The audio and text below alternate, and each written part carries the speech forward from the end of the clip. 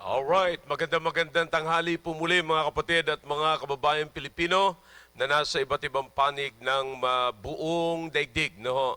At sa mga kapatid na nandito sa bansang ito at ganoon din po sa ibang bansa, magandang tanghali sa inyo lahat. And again, I thank you for keep watching this broadcast and this live stream. Thank you for always joining us every day. No? And for 4 days, kami po ay luluto sa inyo ng magandang tanghalian, a bunch of lunch. At ako po ay naniniwala na ito po ay nakakapagbigay ng masarap na pagkain sa inyo spiritual at ganun din sa ating kalusugan. No? Kaya atin pong tinatalakay dito everyday ang patungkol po sa pamilya, ano po, at atin pong tinatalakay ngayon dito yung ating pagmi-maintain, pagbi-build na magandang relasyon sa loob ng pamilya. And that is keeping our connection with our families. No? Kaya bago po tayo magpatuloy, tayo po muna ay dadako sa panalangin at pangunahan po tayo ni Maki sa pambungad na panalangin. Tayo po ay saglit na manalangin. Dakilang Diyos na makapangyarihan po sa lahat. Maraming salamat po, Ama, sa panibagong pagkakataon po na ito na muli na naman po kami, Panginoon, na makakapaglingkod po sa inyo at maitaas po ang inyong pangalan and also maabot po ang pangangailangan, O Diyos, ng mga tao po. Salamat, Panginoon, sa opportunity po na ito na muli niyo po ipinagkaloob po sa bawat kabahagi po ng programa po na ito, ang The Baptist Lunch. Kayo po, O Diyos, ang patuloy na mag-bless, Panginoon, sa buong oras, Panginoon, ng aming pong programa. At kami po ay nangangako na lahat, Panginoon, ng papuri at pasalamat na aming pong matatanggap ay ibabalik po namin sa inyo, O Diyos, sapagkat kayo lamang po ang karapat-dapat po na tumanggap po nito. Kayo po, O Diyos, ang patuloy na mauna sa isa't kalahating oras, Panginoon, ng aming pong programa. At patuloy din po namin nilalapit po sa inyo ang aming mga kapatiran na nasa frontline, Panginoon. Kayo po ang patuloy na magbigay po sa kanila ng sapat po na kalusugan at malakas na immune system, Panginoon, upang sila po ay hindi dapuan, Panginoon, anuman pong klaseng sakit. At ganoon din, Panginoon, ay patuloy din po namin inilalapit po sa inyo ang aming mahal na Presidente, na kayo po ang patuloy po na magbigay po sa kanya ng wisdom and knowledge, Panginoon, upang sa gayon, Panginoon, ay maisaayos niya, Panginoon, ang bansa po na ito. At alam po namin na kung hindi niyo po siya tutulungan ay hindi niya po ito magagawa, Panginoon, gamit ang kanyang sariling karunungan, Panginoon. Kaya kami po umaasa, O Diyos, na kayo po ang magre-reveal po sa kanya ng lahat ng pwede niyang gawin, Panginoon, para maisaayos, Panginoon, ang bansa po namin. At kayo po ang patuloy din na gumabay sa lahat ng magsasalita po ngayon pong oras po na ito sa spiritual na kalagayan at ganoon din po sa physical na kalagayan. Bless us, O God, for the 1.5 hour na program at muli ay kami po humihingi ng kapatawaran sa lahat ng aming pagkukulang at pagkakasala. Ito po ang aming dalangin sa matamis na pangalan ni Jesus. Amen. Amen, amen. Thank you, Maki. At ngayon po ay ipagpapatuloy po natin yung atin pong aralin patungkol po sa connections, no? Kung paano po magbibuild tayo ng atin pong magandang relasyon, no? Godly relationship with our family. So that is what we're studying and what we're discussing here since Tuesday. Ano po? At ngayon is Thursday and tomorrow is the last day ng ating pong broadcast. Now I hope meron po kayong napupulot na makakatulong po sa inyong pamilya. Ngayon, ang atin pong tatalakayin ngayon ay pagpapatuloy ko, sabi ko nga po sa inyo kahapon, ay ipinaliwanag ko po sa inyo yung connection, anong nagagawa ng connection, you know, and kung sa structures, napakahalaga po ng connections. Makikita niyo po yung structures ng bahay, meron tinatawag na connecting beams, and the connecting beams are connecting the pillars, no, yung mga column kung tawagin po sa engineering term, no. Yan po yung nagko-connect sa bawat poste, mga kapatid, upang lalo pang maging matibay ang lahat ng structures. And pagka naglagay kayo ng bubong, yung pong mga poste ay yung po ang suporta ng bubong, support, nagsusupport sa taas para ma-lift mataas yung pumbubong ay kinakailangan ng poste, at para naman hindi magpagiwang-giwang ho yung mga poste, kinakailangan niya ng mga connecting beams. Okay? So connection is very important. Ano po?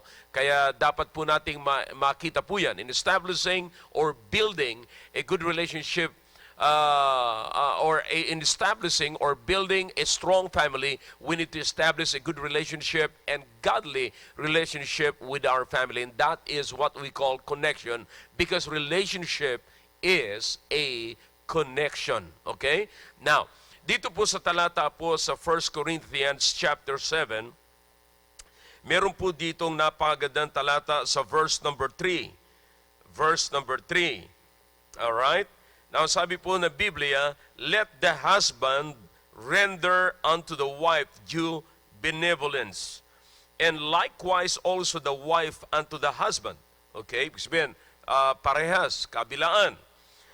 The wife, in verse number 4, hath not power over her own body, but the husband, and likewise also the husband hath not power over, or hath not power of his own body, but the wife. And then the Bible says, verse number 5, defraud ye not one the other, except it be with consent, for a time, that ye may give yourselves to fasting and prayer, and come together again, that Satan tempt you not for your incontinency. Alright? So, meron po mahalagang words dito na papansinin po natin ngayon. In verse number 3, there is a word benevolence. Napakahalaga po yung tandaan para sa marriage. Okay? And then in verse number 5, defraud. Okay? Defraud. Of course, the root word there is fraud. And then meron naman po nilagyan ng defraud. Okay? D. Alright? But, so these are two important words na atin pong titignan po dito, mga kapatid. Okay? Now, gusto ko lamang pong i-remind kayo sa ating pinag-usapan kahapon na napakahalaga po, no? Na itinulad ng Panginoon yung pong ating katawan o yung ating relasyon, ang marriage, sa napakarami pong analogy sa Bible or examples, mga kapatid. Makikita po natin, napakarami po dyan. Yan po ang tinalakay ko kahapon, mga kapatid. And sabi ko po, ngayon ay tatalakayin natin kung paano tayo magkakaroon ng connection.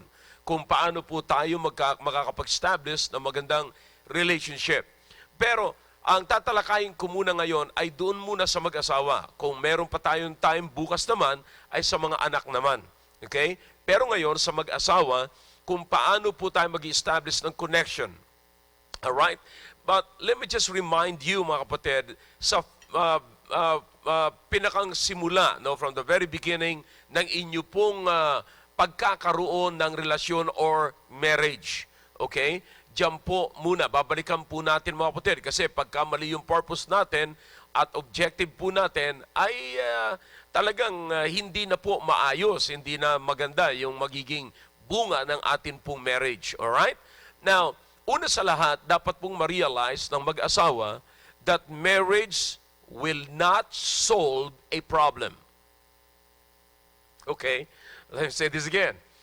Marriage will not solve a problem. Hindi ka mag-aasawa kasi meron kang gustong i-solve na problem. Marriage will not solve a problem. Kaya sabi ng iba, pagka may problema, sabi niya, mag-asawa ka na kasi para matapos na yung problemang yan. No way. No way. Maling objective, mga kapatid. You know, maling objective. And maling purpose, mga kapatid. Tandaan niyo po, marriage will not solve a problem. No? Kung anong iniisip nyo na re-resolbahin ng marriage, kapatid, ay nagkakamali po kayo. No?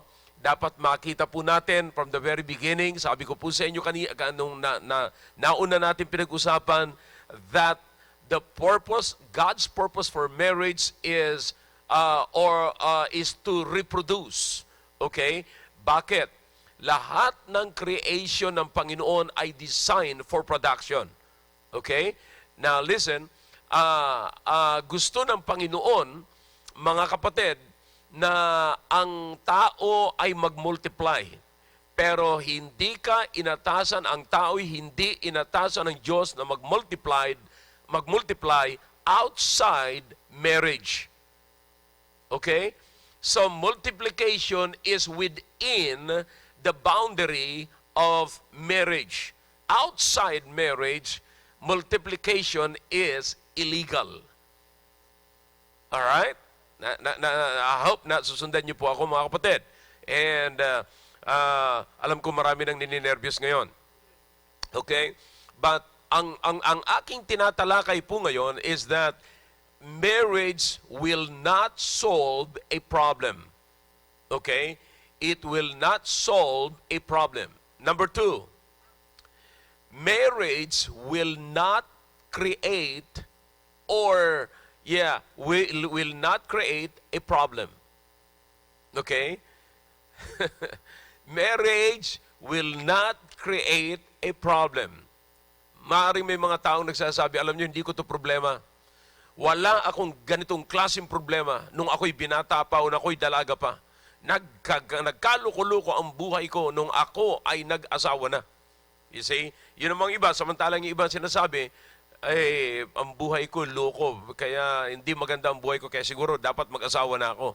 You see that? So, nakikita niyo po yung mga nasa isip nila, mag-aasawa sila para ma-solve yung problema nila. Yun namang isa, sinasabi niya, kung hindi pa siya nag-asawa, hindi siya magkakaroon ng matinding problema.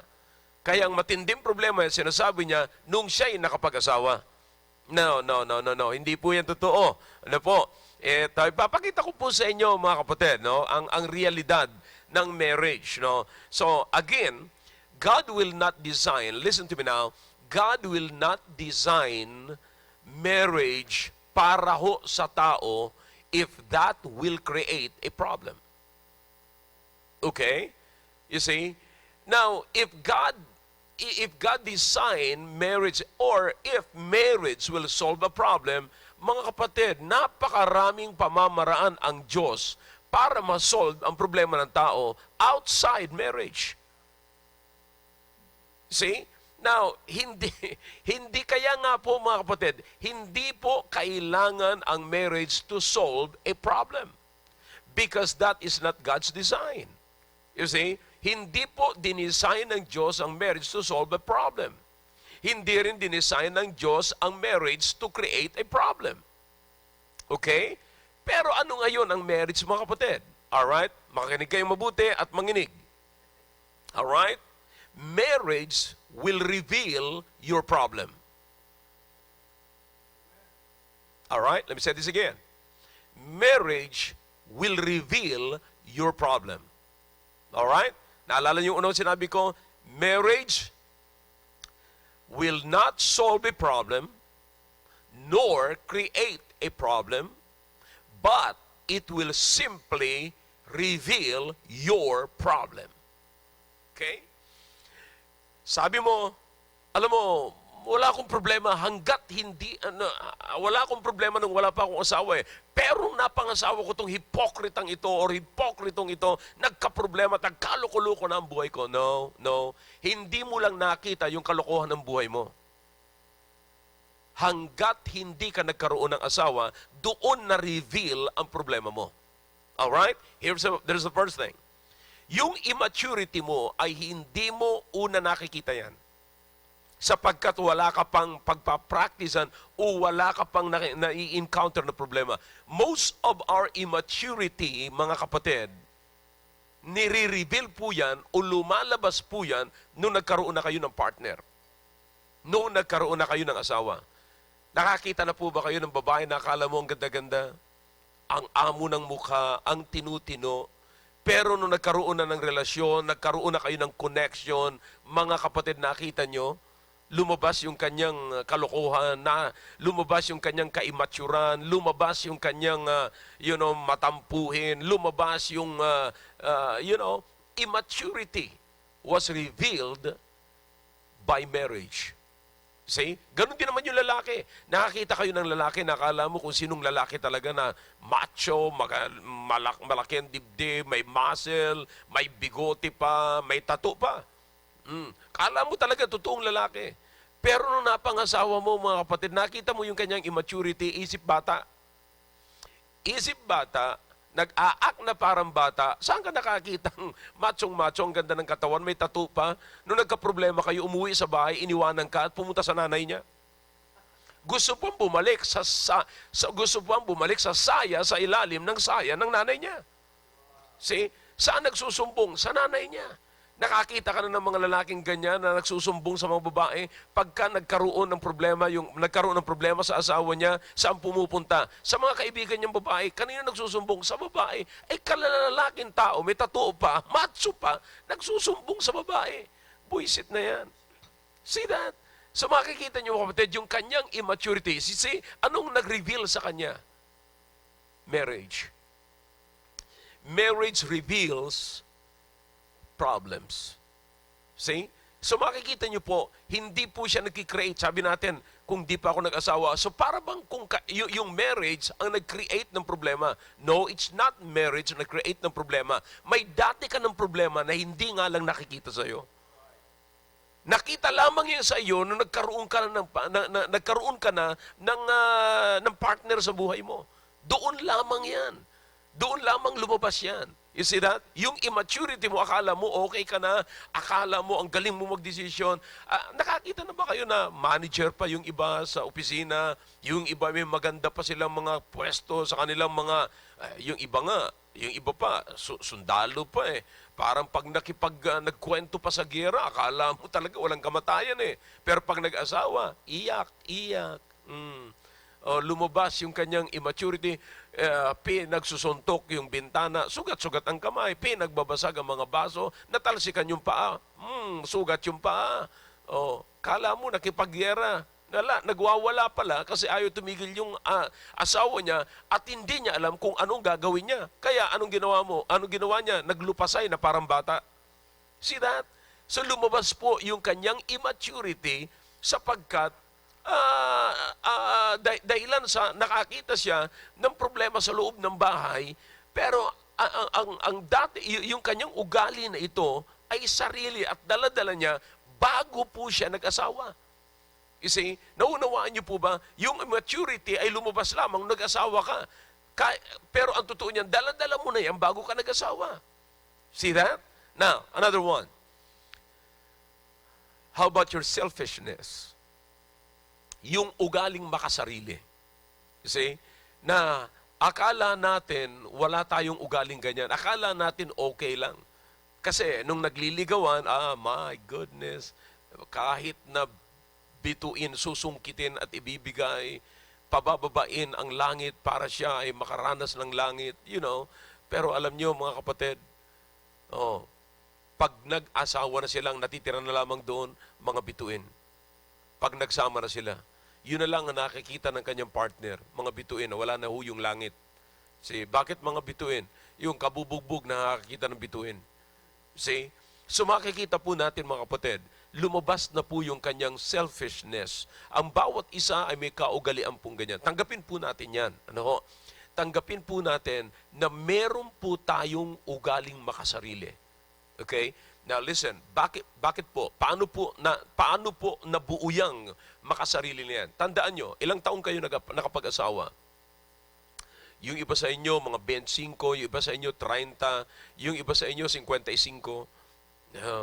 Pero could you imagine, sabihin na lamang na kayo 25. For 25 years, namuhay ka na pansarili mo. Wala kang iniisip.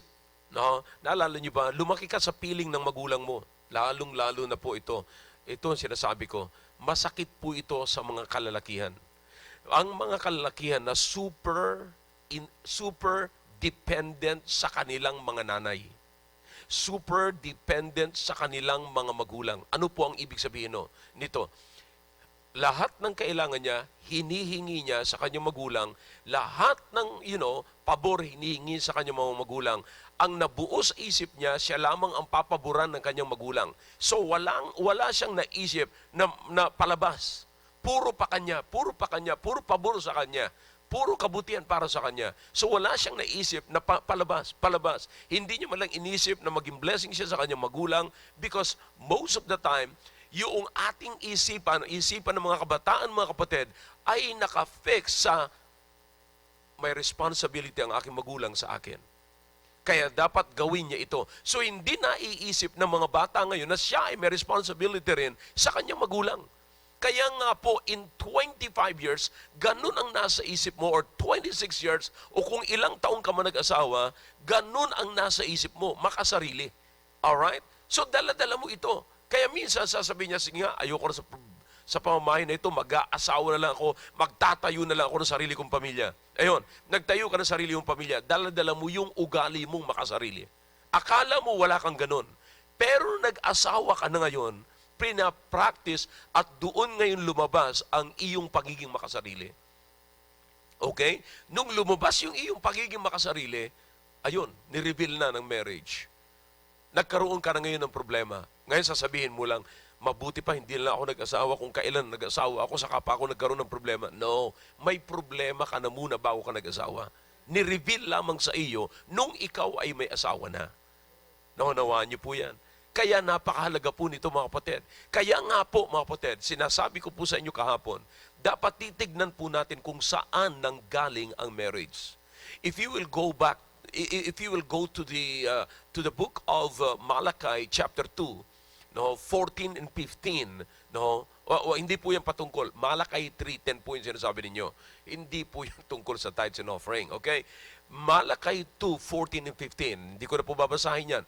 Pero tumutukoy po diyan mga kapatid na ang pakana,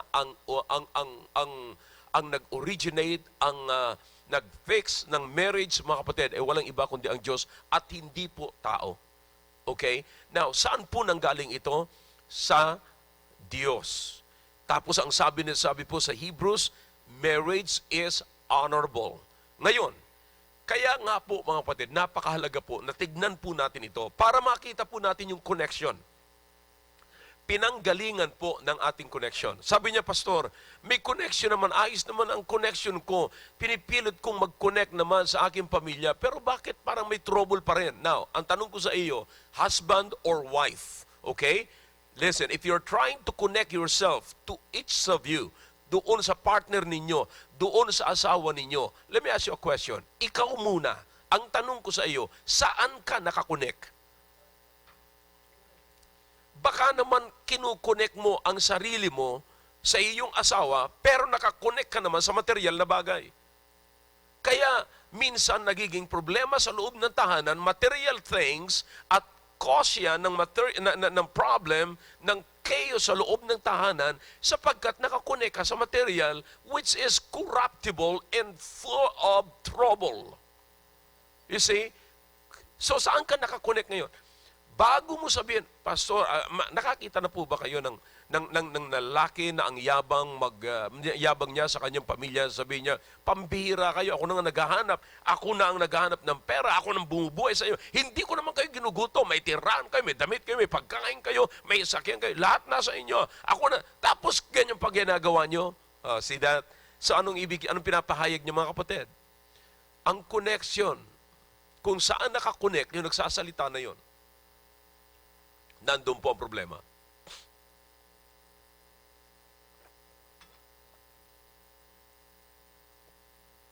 Nandun po ang problema. Kaya nga po, ang pinakang una nating gagawin, yun munang, ang sabi sa mga binasa po natin dito po sa 1 Corinthians chapter 7, na yung believer ang siyang magiging daan ng connection, ugat, or pasimula ng connection patungo doon sa unbeliever. Alright? Kung ganun man. Kung may unbeliever. Alright? But, the very source of connection, ang pinakang simula, pinanggagalingan ng connection, mga kapatid, ay yung pundasyon at yung nag-create ng marriage. Wala pong iba kundi ang Diyos. So dapat ang tatay, ang husband, or kung sino man sa dalawa, husband or wife na believer, tandaan po ninyo, ang inyong marriage ay connected primarily, no, sa Diyos. Okay? Connected sa Diyos. Hindi sa pera, hindi sa material na bagay, hindi sa ano pang bagay na sa ibabaw ng lupang ito. Ikaw muna. Alam nyo, minsan naiisip lang natin, alam mo yung misis ko pambihira, grabing ginawa ko na lahat-lahat, pero, may problema pa rin. Ganito pa rin siya, hindi nagbabago. Listen, ang dapat nating i-fix muna, yung tayo. Okay?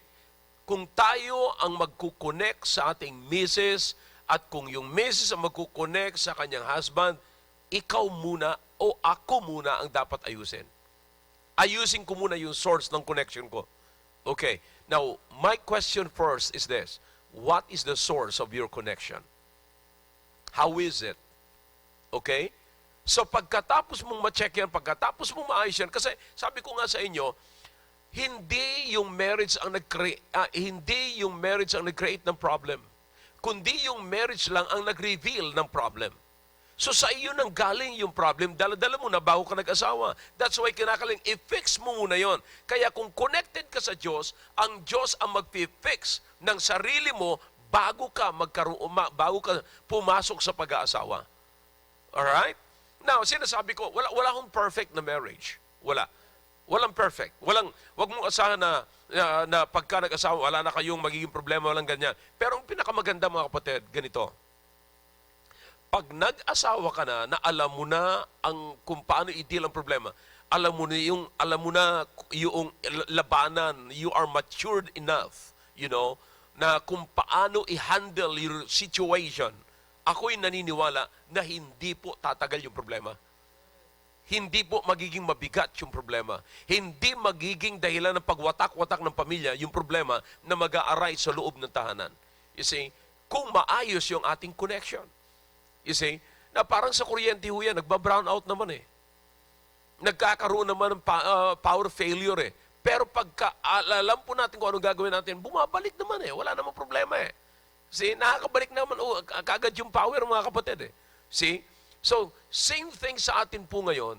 Ano yung source natin? Kung maayos yung source natin, at hahayaan po natin yung source natin mag-flow sa ating connection. You see? Mag-flow. Baka mamaya meron ng problema yung connection. You see? So, kung ako'y nakakonect sa Diyos, hahayaan ko ang Diyos na iayusin ang aking immaturity. I will allow God first to deal with my immaturity. And I'm willing to be fixed. Dapat ma-fix po ako ng Panginoon, dapat maayos po ako ng Panginoon, or else, yung trouble sa loob ng family po namin, yung chaos, yung lahat ng problema, lahat ng possibility na makapasok ang dyablo at sirain ng dyablo ang aking pamilya, ay hindi po yan matutuloy kung ang aking connection sa Diyos, sa source, sa isang persona na nag-institute ng marriage, ay maayos. Kung maayos po ang aking connection sa Kanya. You see that? And now, madali po ako ngayong mag-connect ngayon sa aking wife or sa iyong husband. Now, listen, sa connection kapatid, hindi ho madali. Huwag niyong asahan na mabilis ang connection. You have to work on your connection. Now, how do you work? Paano mo ngayon tatrabahuin yung connection? Now, ang sabi ng Biblia po rito mga kapatid, eto na binasa po natin. Let the husband render unto the wife due benevolence. What is benevolence mga kapatid? Liwanagin po natin yan.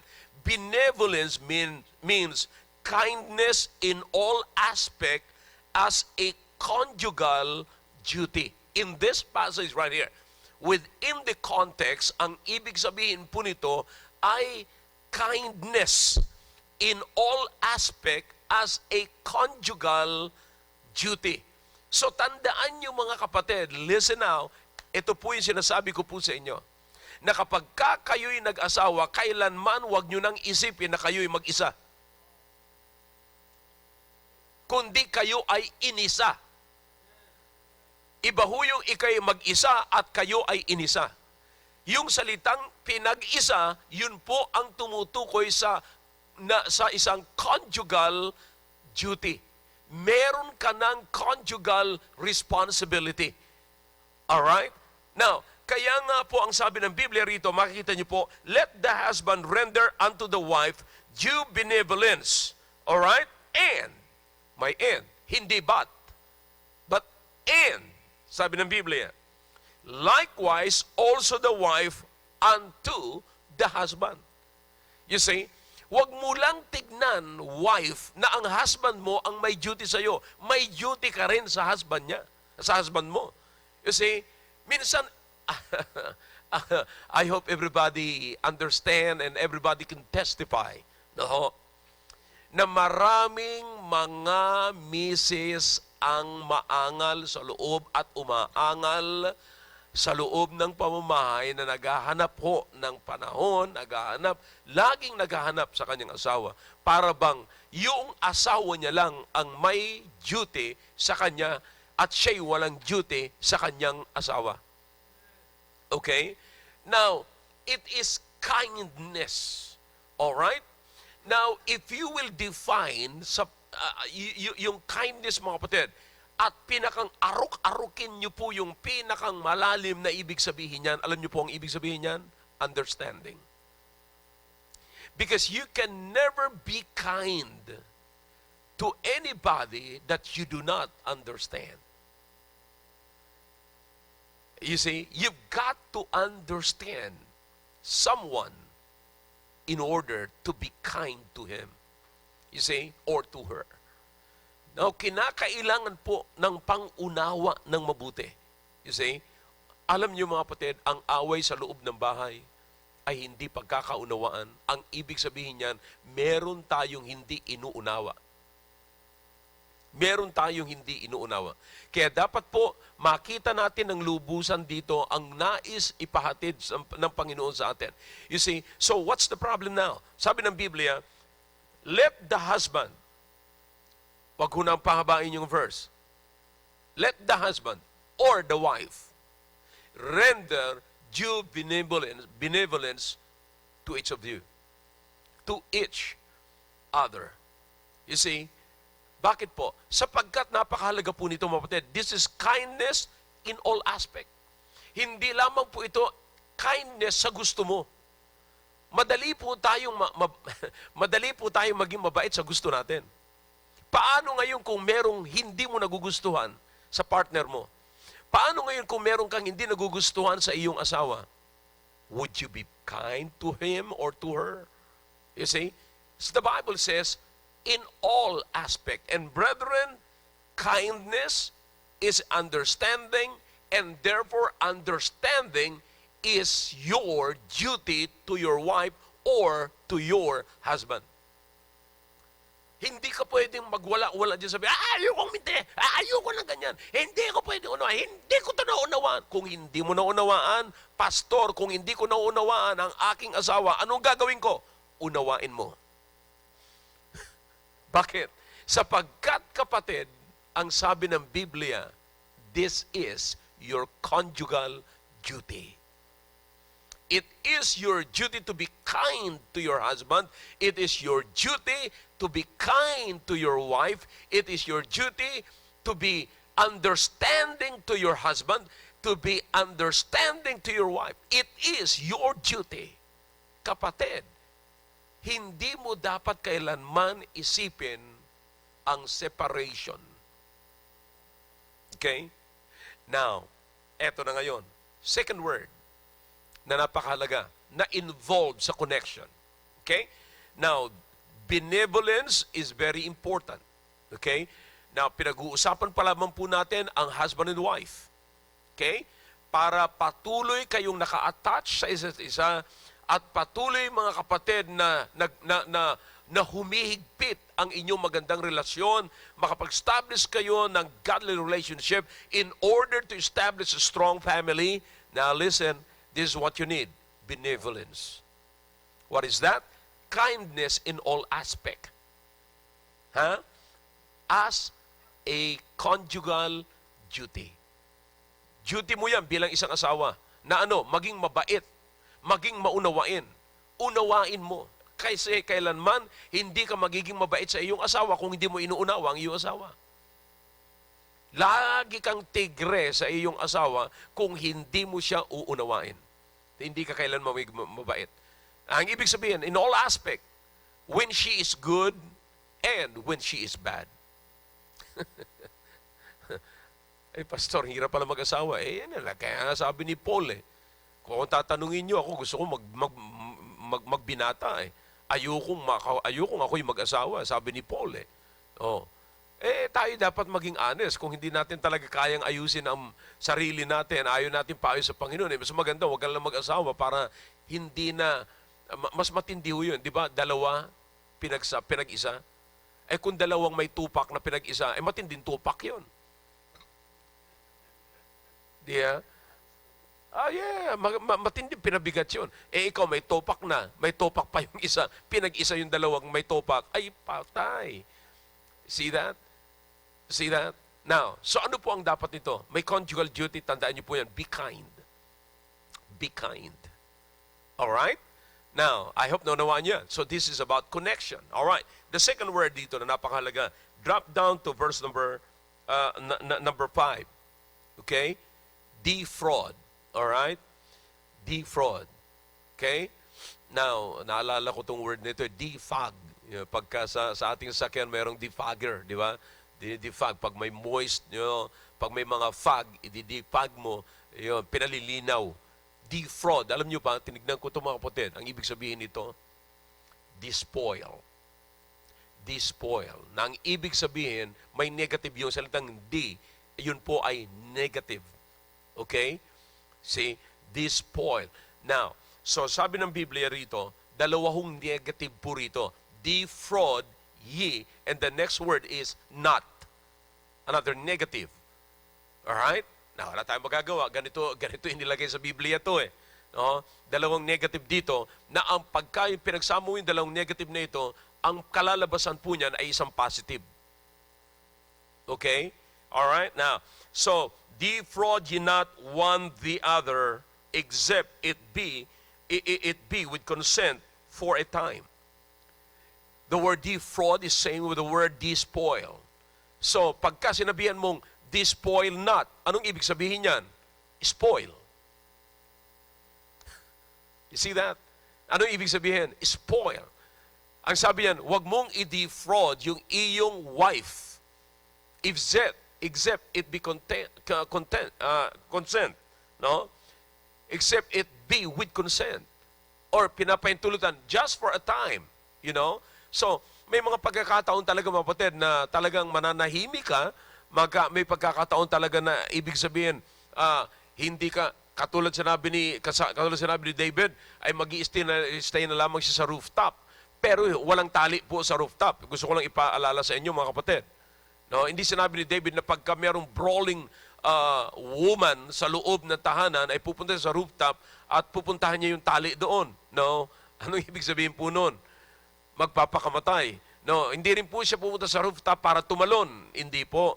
Sawa na ako sa buhay na ito. Sabi ni David, pumunta raw ako sa rooftop Anong gagawin mo sa rooftop? Now, may magandang advice po si Paul. Sabi niya, maaring ikaw manalangin, at kung hindi pa kaya ng panalangin, prayer and fasting. Ay matindi ito, no? Ibig sabihin, nakikita niyo mga kapatid yung hard work sa marriage? It means you've got to work hard to connect yourself to your wife or to your husband. But ang sabi ng Biblia, defraud it not. Sa madaling sabi, pahintulutan mo ito for a time. Hindi man po ito sinasabi ni Paul para maghiwalay kayo. Hindi naman po sinasabi ito ni Paul na para masira ang tahanan. No, para sa ikaayos ng tahanan. Okay, pagka hindi mo na kaya at makikita mo rin yung patience, it involves patience dito kapatid. Pag hindi mo na nagugustuhan ng pag-uusap nyo, alright, kaysa sumagot kayo ng sumagot at lagi pang mag-ignite lalo, mag-aflame palalo yung inyong away, alright, tumigil ka na lamang. Alright, tumigil ka, and then maaaring tumahimik ka, and then hihiwalay ka for a time, and then you pray. At pag hindi pa kaya ng panalangin, sabi ni Paul, you go fasting. See? So, you have to work it out. You have to work hard. You see, mga kapatid, ang pagsasama at pagkakaroon ng isang maayos na pamilya ay pinaglalaban yan. You have to fight for your marriage. You do not fight your wife or you do not fight your husband. You fight for your marriage. Ipaglaban mo. You see that? So, paano mo ngayon ipaglalaban? Sabi ni Paul, defraud not. Despoil not. So, ibig sabihin, you spoil. You spoil your wife, you spoil your husband. Now, the Apostle Paul was not talking about material things dito mga kapatid. Pero alam niyo mga kapatid, para ipaalala ko lamang po sa inyo, para maayos lamang yung connection, using the word spoil. Let me ask you a question. How do you spoil your wife when you are courting her? Noong nagka-court ka pa lamang, sa iyong wife, how do you spoil her? Di ba? Lahat ng paraan ginagawa mo para makakonek ka sa kanya. Di ba? Para makakonek ka. Listen, bakit ngayong mag-asawa na kayo, na connected na kayo sa isa, natigil yung courting? You see? Now listen, courting should continue mga kapatid, to avoid the court. Parang hindi nyo gaano naintindihan yun. Alright, ulitin ko. Courting must continue to avoid the court.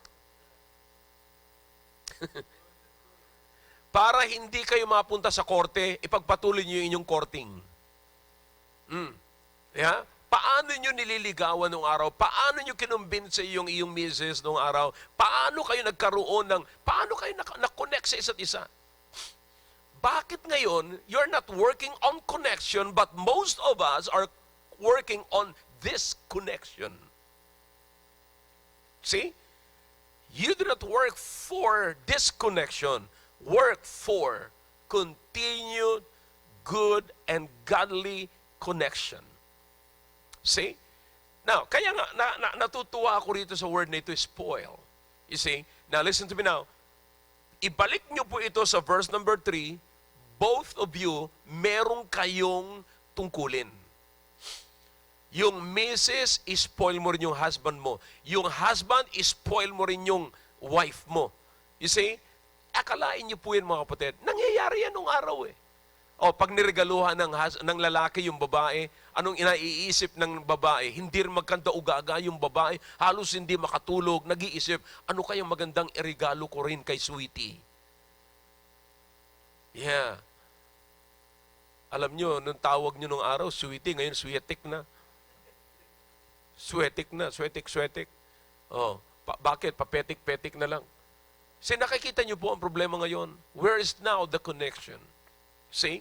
Now, kaya nga po, if you are going to work on the connection, then the Bible is very good here.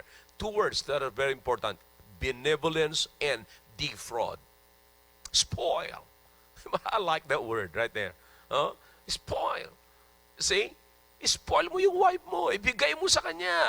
Anong ginagawa mo nung nagpapasimula kayo? You see? Now, dapat it is getting sweeter and sweeter and sweeter and sweeter. Sweeter and sweeter. Sweeter and sweeter. You know? Bakit? Talagang dapat pagpawisan to. Work hard, sabi ko sa inyo kanina. See? Pag talagang you work on it. Wag lang yung, pag nag-workout tayo to gain muscles, to gain power, kinakailangan pagpawisan ka. Wag kang mag-workout, wag kang pupunta sa gym na natakot kang pagpawisan. You see, yung iba bumili ng mga gym, bumili ng mga equipments, yung mga bar, everything, at nandyan lahat, halos kumpleto na siya sa loob ng bahay niya, ng kanyang mga gym equipment, mga kapatid. Yun. Alam mong ginawa? Sabitan ng damit. Akala niya, pag nakita niya yung kanyang barbell, yung kanyang dumbbell, lahat ng kanyang, yung bench, pag nakita niya, akala niya automatic, mga kapatid, na magkakaroon na siya kaagad ng magandang dibdib, magandang muscle. No, you have to work it out. You see? Work out. Work out. Ganun din po sa marriage. Hindi ka po, pagka nag-asawa ka, hindi automatic na maayos ang buhay mo at masaya kayo. See that? Siguro, alam niyo ba kung bakit nagiging excited kayo sa pag-aasawa pag nagsasama na kayo? Kasi noong kayo'y magnobya at nobya pa lamang, ang saya-saya ninyo. Akala nyo ganun pa rin ang mangyayari pag nag-asawa na kayo. Yeah? Bakit hindi na ikaw yung si Conrad na nakilala ko? O bakit naman hindi na rin ikaw si Christine na nakilala ko? Parang bigla kang naglaho. At ang dating si Conrad na mabait at maunawain ay bigla nang naglaho. Nasaan ka ngayon, Conrado? Oh, sasabihin mo, ay, di ba ikaw din naman, Christina? Samantalang noong gaganda ng tunog ng mga pala, Conrad, Christy. Ngayon, hindi na. Kumpleto ng pangalan. Ikaw na si Christina ka. Ikaw na si Conrado ka. You know? So, lahat ng mga bagay na yan, nawala na ang lahat. You know what?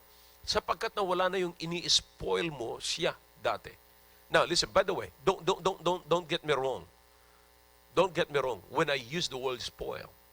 You see? Now, listen, hindi po ito spoil na tinotolerate natin yung kanyang kalayawan, yung kanyang kapritso sa buhay, yung kanya, everything, tandaan niyo mga kapatid, hindi mababago yung connection, yung plano ng Diyos sa buhay po natin kung hindi po natin i-unplug ang ating connection sa source ng marriage. You do not unplug yourself, your connection from the source and the one who initiate and institute marriage. Okay? Now, hindi mababago, hindi mawawala yung plano ng Diyos sa marriage, mga kapatid. At yung sinasabi kong spoil ay hindi po uwi sa pangit. Kundi makikita nyo yung connection. Sabi ko nga sa inyo, ituloy nyo yung ligawan, ituloy nyo yung kung anong ginagawa nyo. Nakuha mo nga, na-connect mo nga yung sarili mo dati. See? Now, ano ngayon? Bakit na nagkaroon ng problema? Alright, babalik tayo doon sa pinasimulan ko. Hindi nag-create ng problem yung marriage ninyo. Ni-reveal lamang yung pagiging impatience mo. Nagiging impatient mo, pagiging impatient mo, ni-reveal ng marriage ninyo. Ngayon mo napatunayan na very impatient ka pala. Okay? Ngayon mo rin napatunayan na ang pasensya mo ay pasensya ng bata pala.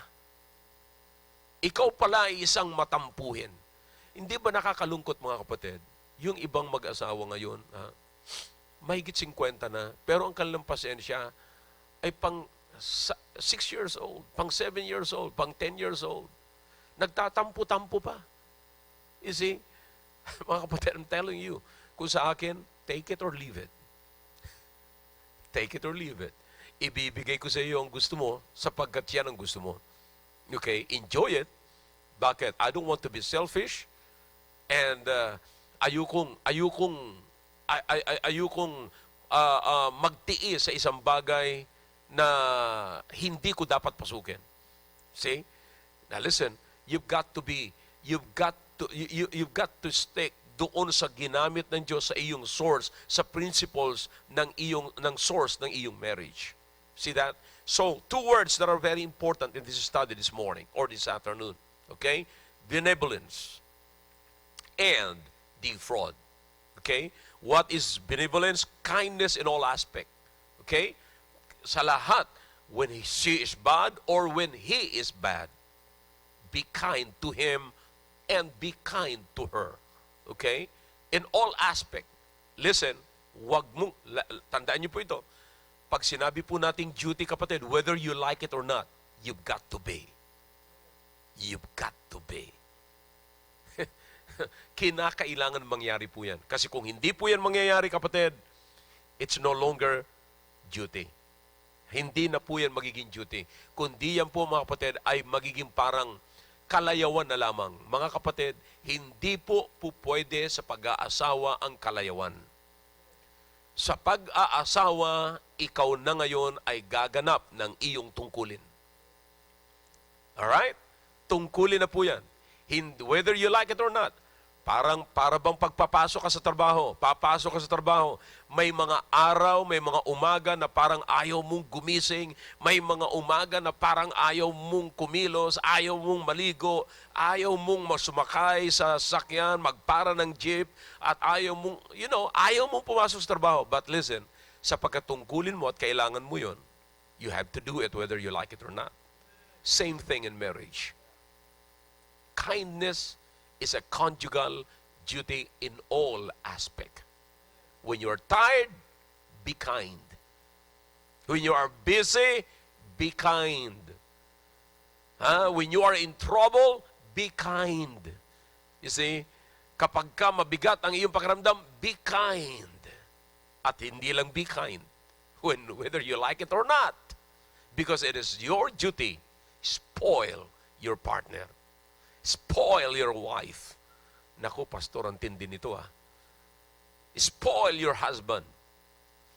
When you feel bad, pagka hindi maganda ang pakiramdam mo sa iyong husband, pagka medyo naaasar ka sa iyong husband, pagka nagsiselos ka sa iyong husband, spoil him. Spoil him. Alright? So that is meeting the connection. See? Sabi niya, mahirap, pastor. Alright. So, walang madaling pagkukonek. Alright. Let me ask you a question. Lalaki, husband, ilang beses ka pumunta sa bahay ng iyong naging misis ngayon bago ka na-connect sa kanya? Okay? Ilang beses ka rin nag-isip, babae, wife ngayon, bago mo na-connect yung sarili mo sa iyong husband ngayon? Okay? So that's it. Isipin niyo po yan. Hindi madali. Bawat isa sa atin ay nagtrabaho para makonect tayo sa isa't isa. At ang connection na yan ay hindi natin papahintulutan, putulin ng dyablo. Hindi ho natin papayagan na putulin niya ng dyablo. Patatrabahuhin po natin yung connection na yan. Okay? Now listen, advice ko lamang po ito sa mga mag-asawa. Sa mga nag-aasa-asawahan lang, ayusin yung mabuti ang legality ng connection ninyo. Baka nakitap lang kayo. Hulihin kayo ng Meralco. See? Ayusin yung mabuti ang legality ng inyong connection. Huwag kayong makikitap. Okay? Nakikikuha lang kayo ng power ng iba. Pagnanakaw huya ng power ng iba. Okay? Nagnanakaw kayo sa metro ng iba. Hindi naka-metro ang ginagawa ninyo. No? Kaya dapat huwag kayong makitap. Okay? Gumawa kayo, bumalik kayo sa source ng connection and then connect it to your partner legally. Amen? Alright. Nawa po ay may naidulot po kami sa inyo na yan po ang aking niluto na tanghalian para sa inyo ngayon. Okay? At ngayon po ay dadako po tayo ngayon sa patutuo ng isang magandang maayos na mag-asawa. Ako po'y nakikita, hindi ko po sinasabing wala silang away. Alam ko may differences din po sila. Pero hahayaan ko po na sila ang magsalita sa inyo. Alright? Kasama po natin ngayong umaga ang atin pong butihing kapatid na naka-assign po ngayon sa Presidential Security Group. Isa po siya sa nagsisecure sa ating presidente at ako'y nagpapasalamat na ang presidente na napapaligiran, na ating presidente ay napapaligiran po ng mga security na ang kanilang power ay hindi galing sa baril lamang kundi galing sa Diyos. Hindi po ba? Kaya ang atin pong makakausap ngayon, wala pong iba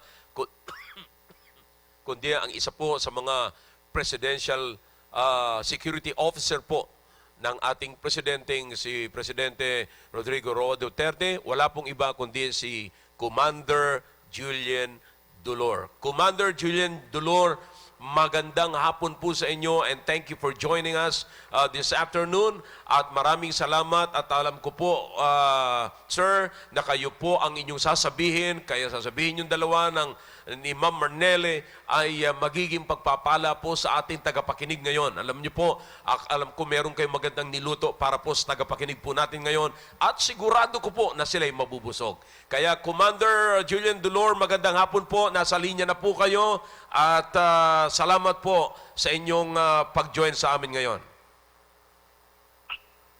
Magandang umaga po sa inyo. Magandang tanghali po sa inyo, Pastor, at sa mga ibang kapatiran po na kasamahan nyo dyan ngayon, pati po yung mga kapatiran na nakikinig sa inyong programa. Indeed, Pastor, we are really blessed to have this program na ginagawa ninyo po ngayon simula po nung tayo po ay magkaroon po ng crisis. We really thank the Lord na nagkaroon po kami ng opportunity and privilege to share our experiences as parents and husband and wife, at kung paano po by the grace of God nakaka-establish kami ng maayos na pamilya with a connection sa Panginoon. Unang-una po, we were get married ng aking wife nung si Sister Marnelli way back 2004. And noon we may say that compared noon at saka ngayon, we are really young Christians po noon nung kami po ay nagkakilala and nag-decide na mag-asawa. Amen. And we really thank the Lord na nung kami po ay nagsisimula sa aming marriage life, nagkaroon po kami ng opportunity na maging miyembro ng church po natin ngayon. Which we know na ito po yung pinakamalaking dahilan kung bakit po kami binayaan ng Panginoon ng maayos na pamilya, because first and foremost, we believe that we cannot establish a godly family if we do not first establish our personal relationship with the Lord as individuals, as husband and wife. With establishing our personal relationship with God, we have understood our previous disconnection with the Lord nung yung tayo po ay nagpatala, and because of salvation, yung grasya po ng Panginoon na binigay niya sa atin na instead na yung old self natin yung naghahari sa atin, ay yung katauhan o yung grasya ng Panginoon ang nag-guide sa atin upang maayos po yung ating pamumuhay bilang mga Kristiyano. Of course, nung kami po ay nagsisimula bilang mag-asawa, katulad po ng mga sinasabi ninyo kanina, Pastor, na marami po kami mga na-discover na mga pagkukulang namin bilang mga individual. Na yung marriage lang po ang isa sa mga dahilan kung bakit nailabas itong mga pagkukulang na ito. And ang una-una po kasing stage kung paano mo maayos yung sarili mo is yung dapat first you will maging aware ka muna na meron kang mga pagkukulang at meron kang kailangang ayusin sa mga sarili mo. And to the help of the church, to the help of course sa word ng Panginoon, we became convicted na kailangan nating ayusin yung mga pagkukulang natin bilang mga tao, bilang mga sinful na mga tao, bago natin maayos yung ating role as husband, wife, and as parent. Now, when nung binayaan po kami ng Panginoon ng mga anak namin, we really prayed hard sa Panginoon na maayos po yung pagpapalaki namin sa kanila. Amen. And eventually, by the grace of God, we were united po tayo ng Panginoon, ng Espiritu Santo, para araw-araw maayos po yung ating pagpapalaki sa ating mga anak. Yung pong nakita namin dito, Pastor, to the years is hindi po talaga pwedeng maging maayos na magulang kung first and foremost wala po tayong maayos na relationship with God. Yeah, yeah, Of course, yeah. of course, with our relationship with God, nandyan na po yung sinasabi ninyo palagi, Pastor, na kailangan bago natin mapalaki ng maayos yung mga anak natin, dapat tayo mismo na mga magulang lumaki din in spirit and in truth sa pamamagitan ng, of course, pagbabasa ng Bible, yung ating connection sa Panginoon, yung pagdadasal natin palagi. Mhm. And with our relationship with God, doon po natin natututunan na habang lumalalim po yung pagkakilala natin sa Panginoon, mas lumalalim yung pagmamahal natin sa kanila. And yung pagmamahal sa Panginoon, yan po yung pinaka-susi ng lahat kung paano natin palakihin yung mga anak natin sa pamamagitan ng kailangan maipakilala po natin ng maayos sa mga anak natin yung pagmamahal, may pakilala natin ng maayos ang ating Panginoon at yung, of course, paano natin mahalin ang Panginoon. Kasi po, That's right. That's right.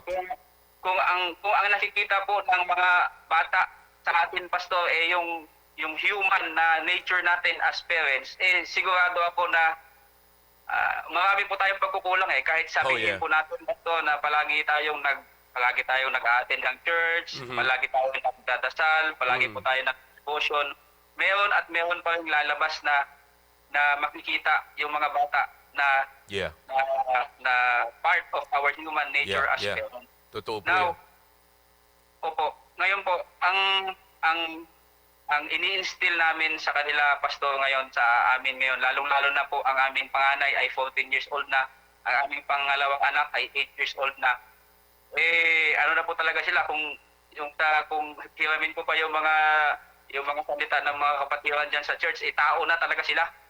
At hindi na po sila, hindi na sila, marami na silang katanungan, maaari na rin silang papaliwanagan.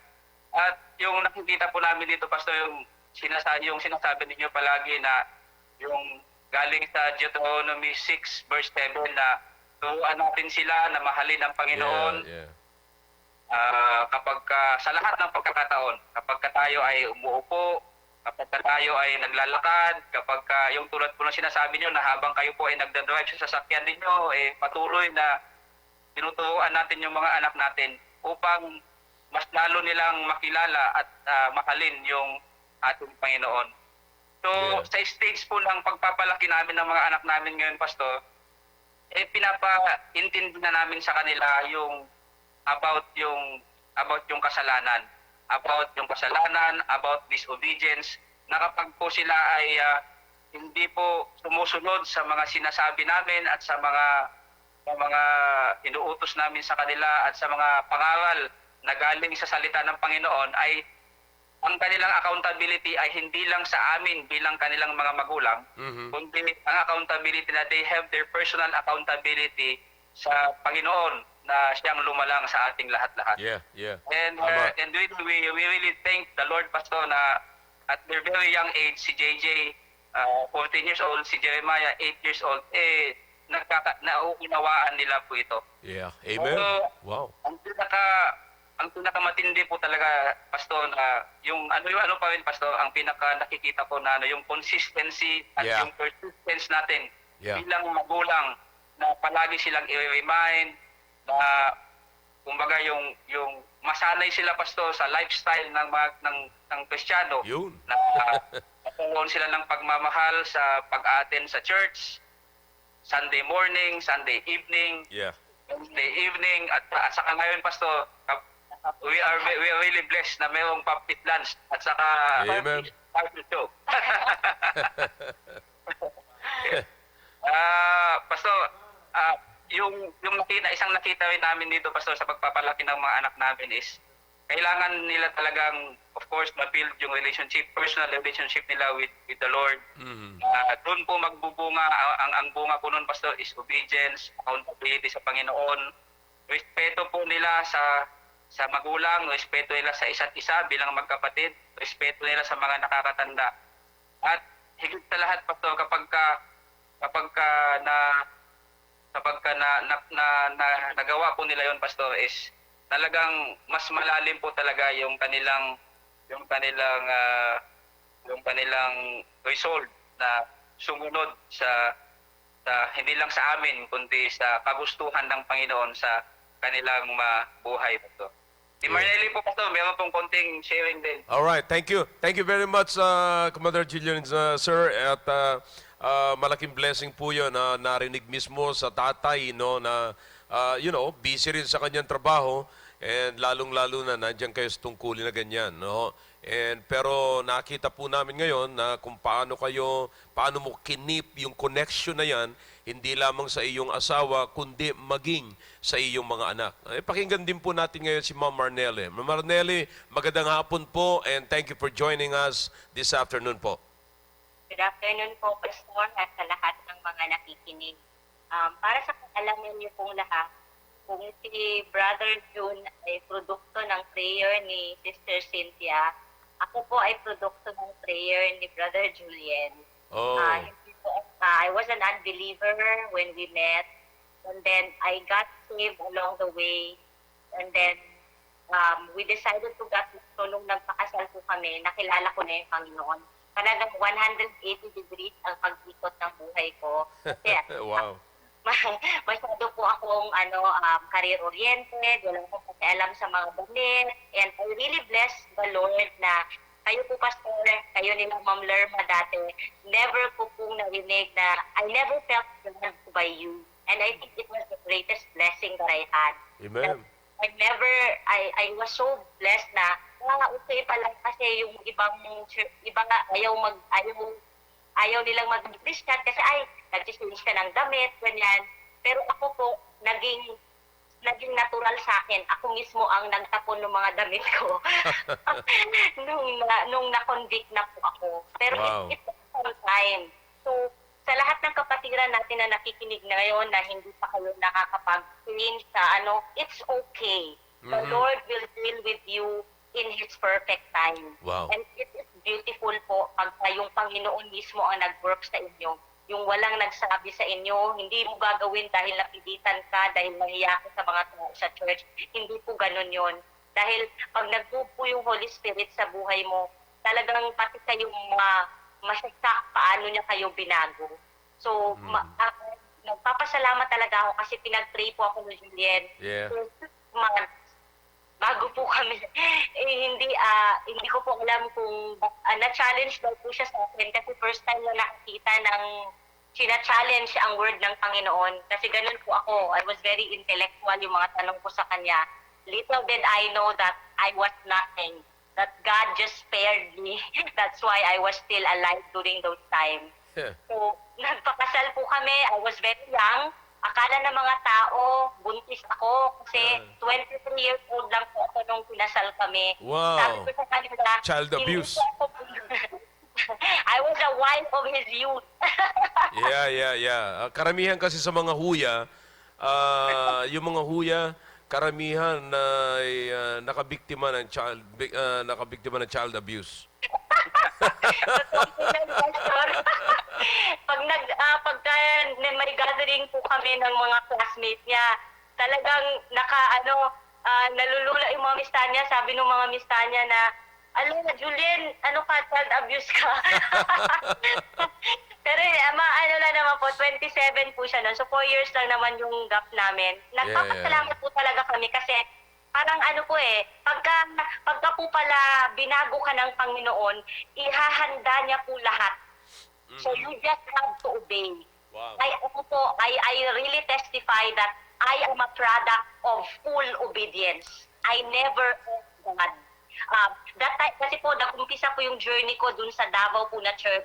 Ako po mismo nagsabi sa pastor namin, Pastor, I'm ready to get married. Wow. Kung hindi po si Julian yung para sa akin, okay lang po. Sabi po ng pastor doon, hindi, si Julian na ang para sa'yo. Kasi namot po nila si Julian. So, yun po yung story. Magkano So, tayo I naibigay really ni thank Julian the doon? Lord na grabe yung move niya sa akin. And then, ngayon, biniyayaan niya kami ng 2 anak. Amen. Doon po, lumabas po yung lahat ng weaknesses ko na everyday. Alam niyo po yung sinasabi niyo kanina na yung patience, sinasabi ko po for the longest time, dyan po ako nag-fail yung patience. Pero Pastor, for the past months, na natuto akong mag-pray Wow. yung talagang kung Wow. saan galing yung patience ko. Alam ko hindi galing sa akin yun. It Wow. was by the Holy Spirit that lead me to be patient to my children. Especially ngayon po, si JJ, teenager na, iba, ang dami niyang question, ang dami naming discussion sa bahay. Pero thank you, Lord, dahil buti na lang po, every day, Yeah. fresh ang mercy ng Panginoon. Amen. At napapatawad niya tayo everyday sa ating Yeah. pagkukulang. So, Yeah. maraming salamat po sa Amen. turuan po sa church. At ang lahat po nito, process po pala na dinadaanan natin. Every time po na nahihirapan ako dahil sa process within myself. Kasi ano po yun nare-realize ko po, if we stop looking at ourselves, parang ang hirap-hirap na, hindi ko na kaya. If we look at if we stop that and just look at the cross na, oo nga pala, lahat ng ito kakayanin ko Amen. dahil kinaya na ito ng Panginoon ko. So Amen. alam niyo po yun, mas matindi ang dinaanan ng Panginoon ko. So all I've got to do is fight it on my knees. So we Yeah. always pray na, Lord, ikaw na Yun po ang ang maganda. bahala sa akin. Kayo po ang mag-sustain sa akin ngayong araw na ito. Kayo po ang mag-lead sa amin ngayong araw na to. Especially po, minsan si Julian wala, nagtatrabaho siya. Most of the time, I'm with the boys. So pagka si Julian po, ako po, nagtitestify rin po ako na hindi po ako ang katulad ng mga ibang nanay na nagkukonsinti. Kahit si Julian, hindi po, pagka dinisiplina niya po yung mga anak namin, I let him be. Kasi naniniwala po ako na kailangan po natin hayaan yung ating mga asawa na disiplinahin ang ating mga anak. Gayon din po ako, pinapalo rin po namin yung mga anak namin. So, yes po, namamalo po kami at nag-i-explain po kami sa kanila kung bakit sila pinapalo. Great, And great. our relationship po pala bilang husband and wife, yung sinasabi niyo po kanina na nagliligawan, alam niyo po, Pastor, even when we had JJ already, nung baby pa si JJ hanggang lumaki siya, we always had weekly date. Nagde-date po kami ni Julian every week. Alam Yeah. po yan ni JJ at ni Jeremiah. Lalabas si Mami at si Daddy, date time namin. Yo. Alam po nila yon. Every Friday po kami noon, then eventually nung nandito na siya sa PSG, masyadong erratic, any day na, basta meron kami once a week. Ngayong nag-lockdown po, hindi kami makalabas. Matagal yung Couch time date. na lang kami. Napatagal yung date nyo nung nag-lockdown.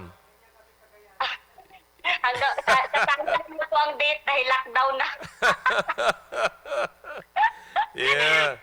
Opo, we make it a point po na magkakasama po kami lagi.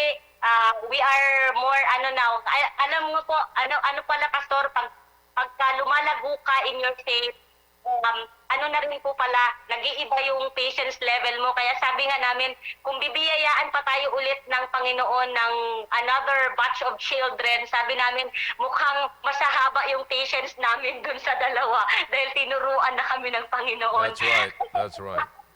Pero whatever it is po, we just bless God.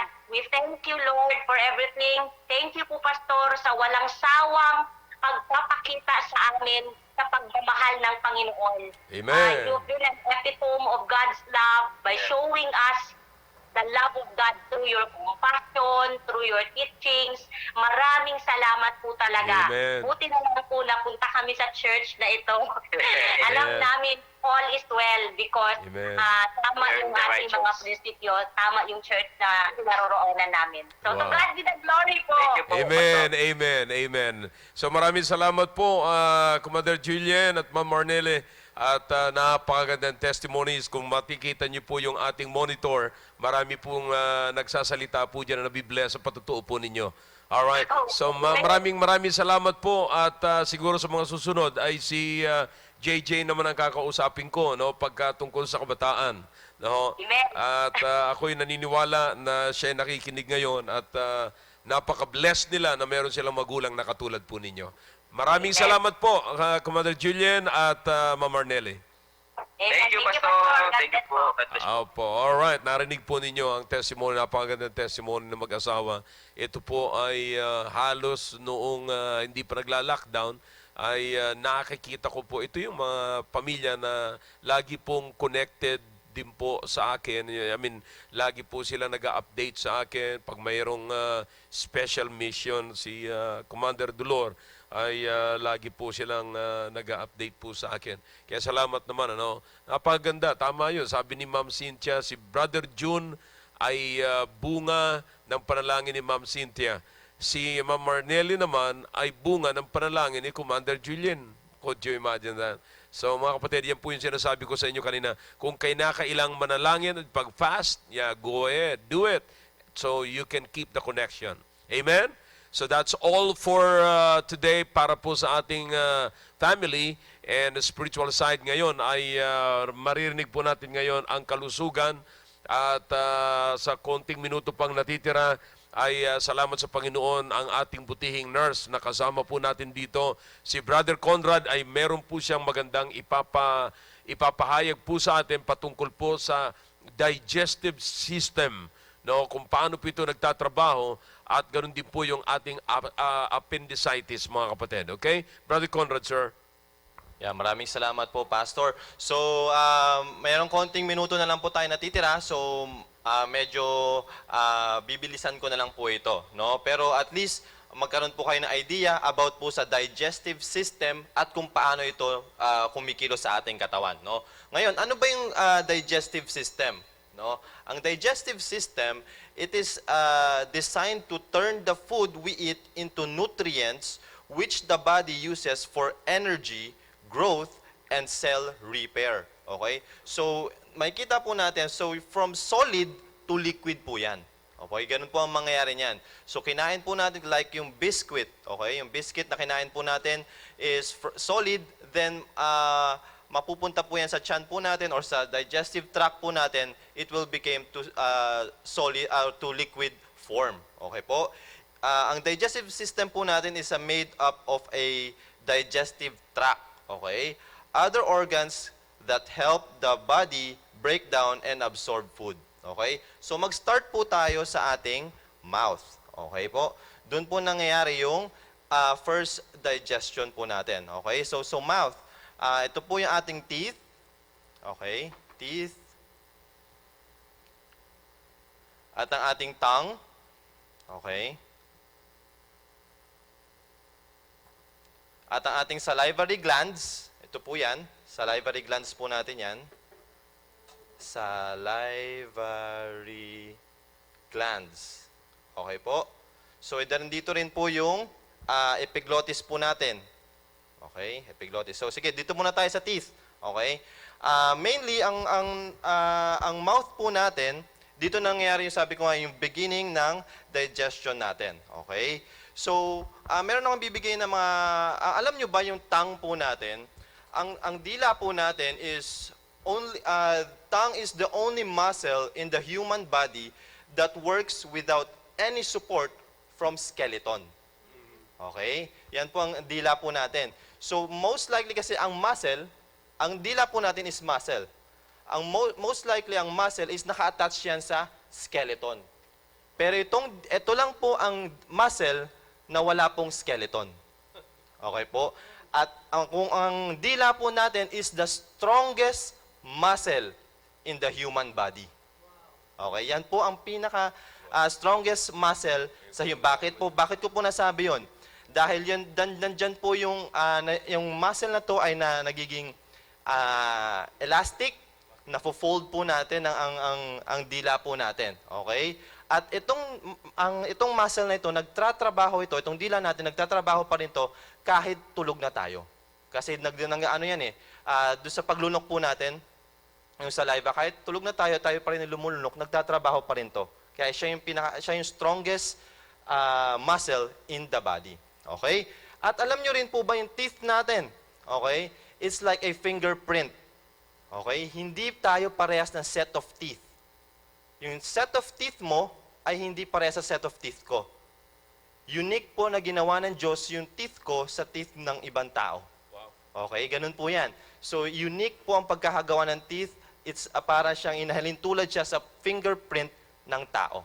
Okay? So, sige. So, yung food, dadaan na po sa ating mouth. Pupunta po sa ating throat. Okay? Yung epiglottis, natatandaan nyo po yan, yun yung nagsasara, yung nagko-close kapag para hindi pumunta doon sa ating lungs. Okay? Ngayon, dadaan siya sa esophagus. Okay? Sa esophagus, ang esophagus po natin is a muscular tube extending from pharynx to the stomach. Okay? Then, itong esophagus na ito ay 10 inches long. Ang esophagus po natin. Okay? Pero hindi yan, kunyari, kumain tayo, okay? Kumain tayo, hindi yan babagsak agad dito. Okay, parang, book, ba ganun agad yan? Hindi. May peristalsis movement po yan na mangyayari dito sa esophagus. 2 to 3 seconds po yan bago bumaba dito. Okay? Hindi yan biglang, pagka lunok mo, shoot agad dito. Hindi ganon. May peristalsis movement po yan. Yun po yung tawag na parang contraction na nangyayari patungo po doon sa stomach. Okay? So, napunta na po tayo doon sa stomach. Punta po tayo sa stomach. Ano ba yung stomach? No? Ang stomach, it is attached to the end of the esophagus. Ayan. Esophagus, ito yung stomach. Ito yung parang bilog na yan. Yan po ang stomach po natin. Stomach yan. Then, may 3 important jobs itong stomach natin. Una is to store food that you've eaten. Okay? So, ibig sabihin dito na i-store yung mga kinain po natin. Next is to break down the food to liquid mixture. Dito po nangyayari yan. Okay? And number 3 is to slowly empty the liquid mixture into the small intestine. Dito po yan. Siya po yung magdadala ng food patungo po dun sa small intestine. Okay? Ngayon, yung stomach po natin ay merong gastric juices dito. Yung sinasabi natin gastric acid. Okay? Yung gastric acid na yon, alam nyo ba na yung gastric acid na yon ay pwedeng tumunaw, kapag pinatak mo yung gastric acid na yon sa isang wood, ay pwedeng tumagos doon yung gastric acid. Ganon katindi yung gastric acid na nasa loob nito. Ang tanong, bakit hindi nalulusaw yung yung stomach? 'Di ba? Eh kung yung wood nga hindi natutunaw niya, isang patak lang pwede siyang tumagos doon sa wood, sa kahoy. Pero itong stomach hindi na sisira. Ganon ginawa ng Diyos. Ang ginawa ng Diyos, pinotektahan niya yung stomach natin ng mucus. Okay? May mucus diyan sa lining ng stomach natin na nagpoprotekta doon sa stomach natin from that gastric acid. Okay? Yung gastric acid din na yun, alam nyo rin ba na protection din natin yun? Kasi yung kinakain natin, like mga isaw, mga street foods, yan po yung papatay ng bacteria na kinain mo. Wow. Yung gastric acid na yun. So, protection din siya. Wow. Yung gastric acid na yun. Okay? So, yun po. So, normally, it takes 24 hours to digest a one meal. Okay? 24 hours po talaga bago ma-digest yung one meal. Okay po? So, ngayon, di nasa stomach na tayo. Let's go to, saan na mapupunta ngayon yung food? Saan? Sa small intestine. Okay? Sa small intestine na tayo mapupunta. Ang small intestine is hindi small intestine. Okay? Bakit? Kasi itong small intestine is 22 feet long. 22 feet long na nandito sa tiyan natin. Okay? Kaya, just imagine, paano nagkasya yung 22 feet long at meron pang esophagus na 10 inch, di ba? Parang, napaka-imposible, pero yun po, ayon sa study, pag is-stretch out mo tong small intestine, is 22 feet long po siya. Okay? So ngayon, yung 22 feet long na yon ay nade-divide into 3 parts. Nandun yung duodenum, jejunum, at saka ileum. Okay? Yung duodenum ay nandito sa part na to. Ayan, nandito. Yung ileum is banda dito na. Okay? Okay. So, yung duodenum, nandyan pa rin yung, dinadigest pa rin yung food dyan. Yun sa duodenum. Pagdating dun sa ileum at sa jejunum, okay, ang mangyayari dun na ma-absorb yung nutrients. Dun na ma-absorb yung carbohydrates, yung fats, yung protein, nandun na lahat, yung minerals, lahat dun ma-absorb sa small intestine. Doon nangyayari lahat yan. Okay? Ngayon, sa small intestine na to ay may 3 kaibigan. Okay? Ang kaibigan nito is si liver, si pancreas, okay? At si gallbladder. Tatlo yung kaibigan niya, tandaan nyo. Itong mga kaibigan niya nito ay magtutulong to na mag-produce ng juices or enzyme. Mas maganda gamitin ko na yung juice para at least hindi nyo maano yung enzyme. No? Yung juices na yon, tutulong siya para ma-absorb yung fats, carbohydrates, yung proteins, yun ang tutulong sa kanya. Okay? Yung liver, yung pancreas, okay, will secrete a juice which helps the body to digest fats and proteins. Yun po yung sa pancreas. Okay? Yung liver naman, magsisecrete siya ng juice, which is yung bile, ang tawag doon yung bile, na mag-absorb ng fat dun sa bloodstream po natin. Okay? Ngayon naman, ano naman gagawin ng gallbladder? Storage ito ng bile. Na pag kung sakaling dumami yung production ng liver ng bile, dun siya mai-store. Kung sakaling kailangan na ulit na mag-produce ng bile, meron tayong storehouse or storage. Okay, yung gallbladder po natin. Okay? So sige. Ano pa yung work ng pancreas? Madaming work ng pancreas okay? It regulates the blood sugar. Okay? Dito nangyayari yan sa pancreas. Kaya dito matatakel din natin yung diabetes. Dito sa pancreas na to. Okay? Ngayon, punta tayo sa liver. Ito yung pinakamaraming function, itong liver. Okay? Liver is located on the right side of your belly. Right side of your belly. Nandito po siya. Okay? Yung tiyan, nandito siya. At hindi mo siya makakapa. Bakit? Kasi nasa loob siya ng rib cage. Yung liver. Kaya nga di ba matatandaan nyo, sa boxing, may liver shot? Di ba? Pag na-liver shot ka, sobrang sakit. Bakit? Kasi most probably, tinamaan yung liver at yung most probably yung rib cage ang na talagang tumira doon sa pagsuntok, sa blow. Kaya sobrang sakit nito at napaka-sensitive nitong liver na to. Kaya aaray talaga yung boksingero pag tinamaan to. Okay? Kaya minsan napapansin nyo, pag sinuntok talaga siya, ay minsan nagkakaroon ng bloody, nagdudugo, umuubo siya ng dugo. Most probably, na-damage yung rib niya, tumama sa lungs, or tinamaan talaga tong liver. Okay? So, sige. Ano pang meron dito sa liver na to? Main function ng liver is to filter the blood coming from the digestive tract. Okay? Liver is also detoxifies chemical and metabolizes drug.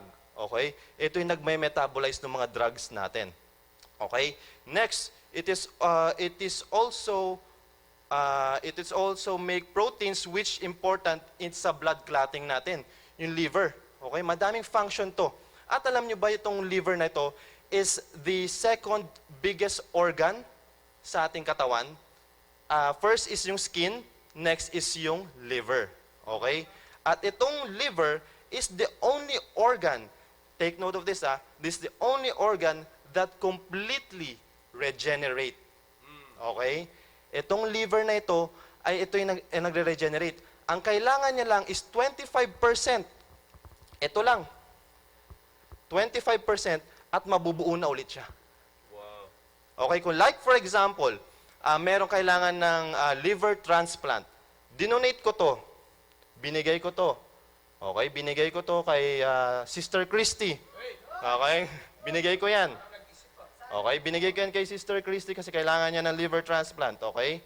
Ngayon, yung 50% ng liver ko ay na kay Sister Christy na. Ngayon, ang kagandahan nitong liver na itong ginawa ng Diyos, alam niyo ba, within 2 weeks, buo na ulit siya. Wow, man. Para siyang yung sinasabi yung si Wolverine, no, nagre-regenerate agad siya. Kahit masugatan, magre-regenerate. Okay, yan lang ang katawan natin. Yan lang yung parte ng katawan natin na kayang mag-regenerate. Pag within 2 weeks lang, magiging buo na ulit yung liver natin. Okay? Kaya yun yung kagandahan sa liver. At alam nyo ba yung liver din ay may kinalaman sa brain? Okay? Kasi yung liver natin is a major regulator ng plasma glucose at ammonia. Okay? Yan. Ito yung liver. Main function niya yan. So pag yung plasma glucose at yung ammonia ay tumaas or na out of control, okay? Ang mangyayari niyan, pupunta yun sa bloodstream mo. Yung ammonia. which is toxic po yun. Toxic yung ammonia na yun, pwedeng pumunta sa bloodstream at pwedeng pumunta sa utak, magkakaroon ka ng hepatic encephalopathy. At yung hepatic encephalopathy na yun, it could lead to coma. Ganon po katindi yung liver. Kapag hindi naalagaan yung liver, ano ba ang most likely sakit ng mga sakit ng mga manginginom. Okay? Sakit ng manginginom. Hepatic encephalopathy ang kalalagyan mo at could lead to coma. Okay? Kasi tataas yung ammonia. Ma-out of control yung ammonia levels natin. Yung ammonia levels na yun ay very, very bad sa ating brain. Which is could lead, pag yun out of control, maglilid yan sa ating brain. Okay? Hepatic encephalopathy po ang tawag doon. Okay? It could lead to brain damage yung hepatic encephalopathy na yun. Okay? So next na po natin is yung colon. Okay? Sa large intestine na po tayo. Pero hindi po ako gaano magdedwell po dito since Baptist lunch po ito, more on dumi na po yung pag-aaralan natin dito. So hindi ako gaano magdedwell dyan. Large intestine, ito lang po yan. No? Ang mangyayari niyan, so from small intestine, pupunta po sa large intestine.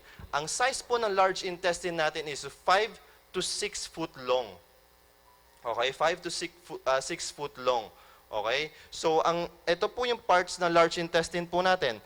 Ang ascending colon, transcending colon, descending colon, at yung sigmoid colon. Okay? Ganun po yan. Ascending, transcending, descending, sigmoid colon. Okay? At nandito po yung ating rectum at ito po yung anus po natin. Okay? Yan po yun. Yan po yung mga parts ng ating large intestine. Okay? Most probably, dito po nangyayari yung last absorption na ng water. Okay? Kaya mapapansin nyo, sinasabi nila, drink 8 to 10 glasses of water. Okay? Bakit? Kasi pagdating dito, i-absorb na yan ng water, yung food. So, titigas na yung waste product natin dito. Kung dito pa lang, wala nang water, sobrang tigas na dito. Nakikita niyo po ba yun? Kung dito pa lang, na-absorb na yung water, ano na ma-absorb din dito? Sobrang tigas niya na. Kaya pwede magkaroon ng impaction dito. Okay, nagkakaroon ng impaction, that could lead to appendicitis, obstruction. Pero hindi ko na po i-discuss yun, most probably bukas or sa susunod pag ako po magsasalita, okay? So yun lang po muna. So nakikita nyo po, kapag hindi kayo umiinom ng maraming tubig, it could lead to obstruction. Kasi bakit? Dito pa lang nagkakaroon sa small intestine pa lang, nagkakaroon ng nako-consume na po yung tubig. Pagdating dito, ano na i-absorb niya? Lalo niya pang idadry yung waste product. So, kumpul-kumpul na yan dito, mabagal po ang pagpunta ng dumi. Yung ascension, dito, mabagal po yung paglabas po ng ating waste product, may hirapan po tayong ilabas. Kaya minsan, di ba, mahirap ilabas yung waste product natin. Bakit? Kasi kulang sa tubig. Yeah. Okay po? So, yun po. Diyan din kaya, Brad, nagkakaroon ng problema. Bakit yung iba ay tatlong araw na hindi pa nagdumudumi? Most probably po. Kasi meron na pong na-impact po na po dito. So may problema na sa ascension pa lang. Opo. Wow. Opo. So, yun po. So, maliwanag po sana po nakatulong po itong Amen. at least human digestive system po natin kung paano nag-work. Ituloy natin bukas yan. Ituloy natin. Po. Maganda yan. Papunta po tayo sa appendicitis. Kung bakit nagkakaroon ng appendicitis. Wow. Yun po, maraming salamat Amen. po. Thank you, Brother Conrad. Wow. Very nice. Very nice. Alam nyo, mga kapatid, talagang nakakatuwa. No? Napakaliwanag po nito. No? Kung nauunawaan nyo po ng mabuti, talagang kailangan natin maunawaan ito. Kasi madali lamang po sabihin na uminom ka ng tubig, para saan? Kaya hindi tayo nagbibigay ng pansin. Pero pag nakita po natin yung anatomy, nakita po natin yung study, yung science, no, ay napakaganda po. No? So, thank you, Brother Conrad. At alam ko po, kayo po ay pinagpala ng Panginoon sa lahat po ng narinig natin mula sa spiritual side at sa kalusugan po natin, mga kapatid. Napagandang talakayin po ito. Malusog na tayo spiritually, malusog pa tayo physically. Amen. Alright? Again, mga kapatid, patuloy nating ipanalangin po. Merong prayer request po rito si Brother Deo Jocareza. Ano po? Si Brother Deo Jocareza ay isa po siya sa mga frontliners, mga kapatid, from Medical City. Kaya dapat po ipanalangin po natin siya. At yung mga frontliners din, mga kapatid, sa Medical City, ay patuloy natin silang ipanalangin at sila'y ingatan ng Panginoon, no, na hindi sila ma-COVID-19. Okay? Sa lahat ng mga frontliners namin po, mga kapulisan, mga militar, at mga doctors, at ganun din po ang mga nurses, at lahat ng mga volunteers, nawa po kayo po'y patuloy ingatan ng Panginoon, at kayo po'y patuloy po namin pinapanalangin, at mahal po namin kayo, kaya lagi po namin kayong binabanggit po rito. Ano po? Kayo po ang aming mga heroes, no? At ito po ang awitin para sa inyo.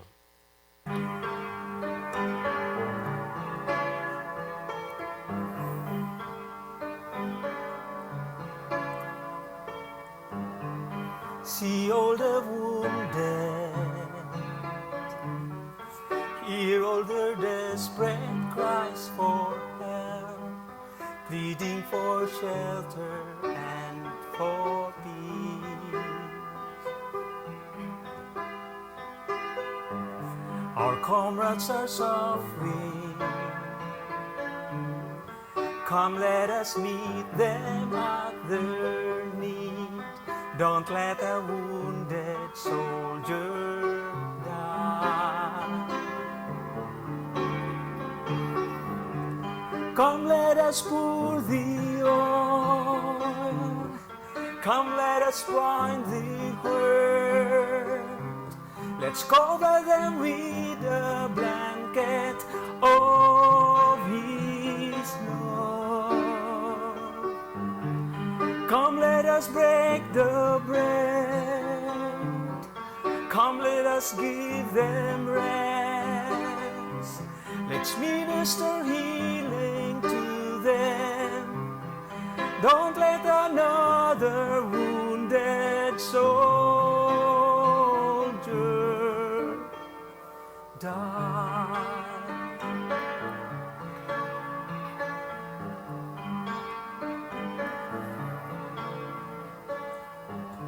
Obeying their orders, they fought on the front lines for our King, capturing the enemy's stronghold. Weakened from battle, Satan crept in to steal their lives. Don't let a wounded soldier die. Come, let us pull the oil. Come, let us bind the hurt. Let's cover them with a blanket of His. Nais din po namin pasalamatan si Brother Marvin, ang Fernandez family, sa inyo pong pinagkaloob, no, para sa atin pong mga contingency plan, at yun din po yung para sa baptism lunch, no. Thank you very much sa inyo po, at sa lahat ng sumusuporta po ng programang ito, marami pong salamat, no. And again, ang Baptist Lunch ay patuloy nagpapasalamat sa inyo sa pakikinig, na I hope tomorrow ay magkikita-kita muli po tayo, mga kapatid. Maraming salamat po. God bless you. I love you. So